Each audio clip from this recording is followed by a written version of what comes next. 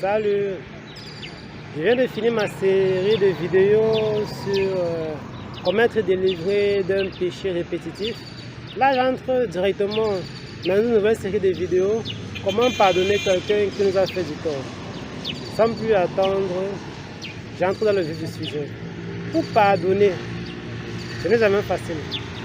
Mais pour pardonner, il faut avoir des raisons. Commençons maintenant. Première raison, Jésus-Christ dit ceci: soyez donc miséricordieux comme votre Père est miséricordieux. Notre Père est miséricordieux. Il nous a tant aimés qu'il a envoyé son Fils bien-aimé mourir sur la croix, afin que nous croyons le péché, mais la vie éternelle. Tout ça parce qu'il est miséricordieux.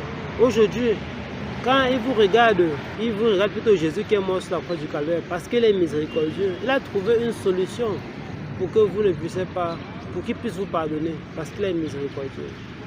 Donc on dit qu'on est chrétien, on doit aussi être miséricordieux comme notre Père.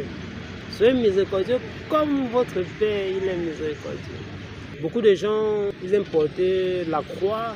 Voilà, tu portes la croix, non? Ton Père est miséricordieux, c'est aussi miséricordieux.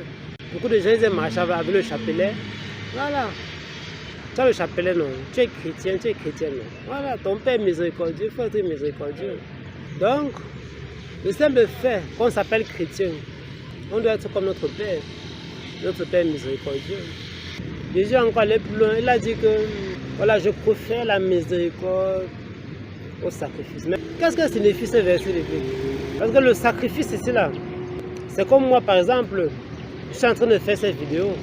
Dieu peut dire que bon, Césaire, si tu n'as pas pardonné une personne de ton entourage qui t'a fait du mal, je préfère que tu lui pardonnes et que tu ne fasses pas de vidéo. Aïe, ça fait mal, hein? Ouais. Ça veut dire que par exemple, c'est dimanche, je préfère que tu pardonnes cette personne qui t'a fait du mal que de que tu partes à l'église. Et peut-être même tu as un poste à l'église, tu sais Dieu. Tu lis la parole, tu es protocolaire, tu es dans la chorale.